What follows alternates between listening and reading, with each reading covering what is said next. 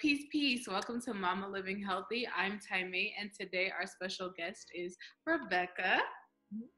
And, and today we will be talking about her company.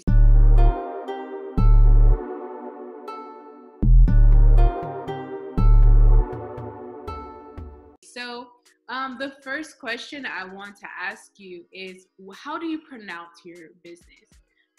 Rembucha, which stands for a remedy kombucha. Sweet. What inspired you to start this company? Yeah, so Rembucha is a tasty functional beverage combining probiotics and full spectrum hemp extract.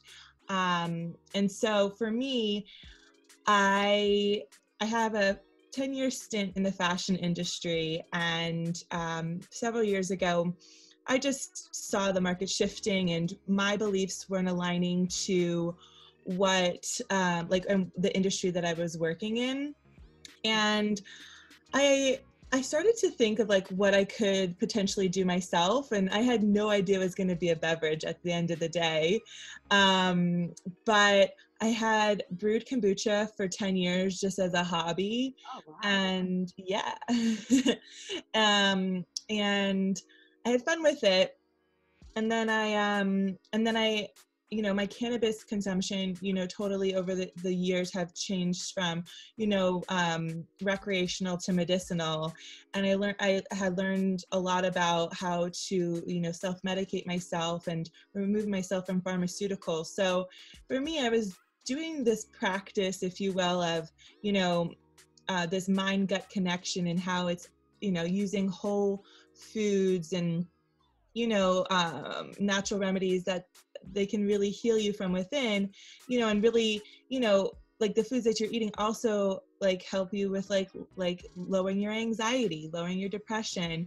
So using a more holistic and, really exemplifying that in my lifestyle, that's what it was forming. And then, I don't know, back in 2015 was when I was introduced to CBD. And I was still working in the fashion office, uber stressed. And when I first got my CBD tincture, it was like told for me to take it at acute times, underneath your tongue sublingually. And I was like, wow, I can like reap the benefits of the cannabis plant without getting, having that psychedelic high during work. Like, sign me up, like let's drown myself in it. I'm in New York, and so we have like very hustle and bustle, like stressful lives as it is. So it was a great tool for me. And I, having been a cannabis smoker for a long time, there's not, every second of the day, I don't want to be like, having this psychedelicness, but I love the benefits of it. Yes. So yeah, it was back in 2018. I wouldn't suggest anyone doing this, but I left my job. I left my career. I kind of had this like hands up, like, let's just do it. I don't know what's next for me. Obviously I have taken on consulting roles. Like, I didn't save like crazy, like who saves these days like that in New York, especially. But my first idea was to open up a medicinal spa, which I hope one day that will be. I wanted, brick and mortar. I thought, since I have a merchandising background, I thought, okay, like I, love all these cannabis products. Let me bring them to market. I had gone to, written my, my business plan. I was writing it, and I had this like moment during my research where I was like, there was this like case study about this one woman who started a company called Clean Market over here in New York. And then I was like looking at, her kind of cadence of where, how she got to where she was. And she had, she was a nutritionist, and she had written and sold a book. And I was like, okay, maybe take a step back. Maybe like I should create a product before, I get to maybe opening up this spa that I'm thinking of. And it was, dabbing into the market where I saw a lot of CBD beverages that were coming out. Mhm. And since I had that, hobby of kombucha, and I was like, wow, like combining these would be like the perfect product for myself. Yeah. So I just went out there. I went to a CBD holiday market. I ran into this company who created a water soluble, because you can't really put oil into water. And then I just started like putting it into my kombucha, and just like doing a lot of like test and learning on myself. And I was like, wow, this is like the ultimate beverage like I would love to drink. Yes. And I think like others would love to drink it as well. So that's how Rembucha was formed, and that was the first name that came to my mind, and I liked the ring to it, and here we are a year later. Sweet. That sounds amazing. For those people who don't know, what is kombucha and why is it so important for our immune system and our gut? Yeah, definitely. So kombucha is a fermented probiotic tea. It is a bacteria, essentially a yeast. So that's all the good, bacteria that we need that fight and what we call our microbiome and our gut health. So our gut health, our immune system, or essentially our digestive system, which is our gut, is the first line of defense for our immune system. So, there's it, eating fermented foods, kombucha, as one of them. I mean, there's sauerkraut, pickles, everything, that is fermented. You essentially are cleaning out, even with like, probiotics, like, kefirs and yogurts. These are all really great for your system and really help regulate and clean out the bad bacteria in you. So how does the CBD work with the kombucha? Is it like a added antibiotic to it, or is it just kind of something to kind of calm your body as well with the process? Yeah, so what we like to say at Rembucha is that, it's believed to provide a euphoric feeling and long-term healing that really attracts the conscious consumer. So we're all about conscious consumerism and what we're putting into our body.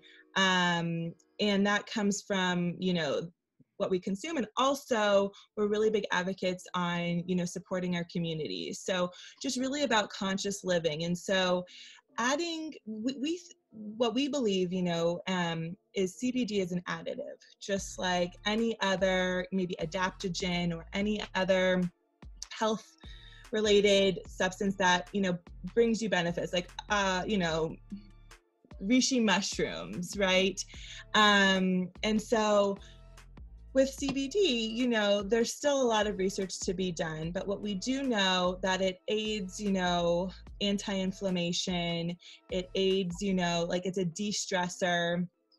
And so for me, learning about your mind-gut connection and how really, like your stomach is really your second brain, and how we're triggered through, there's a reason why, you get a sense of like those butterflies, like when you're maybe like anxious or something like this, or you're nervous, that's triggering through your stomach, like through your gut and through your mind.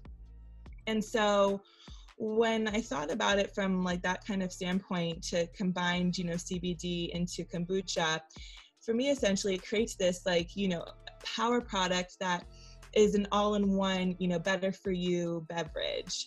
So where you're a busy mama and you want to get, your probiotics, you maybe want to get your soursop, which is one of our flavors that's really high in iron, vitamin C, potassium.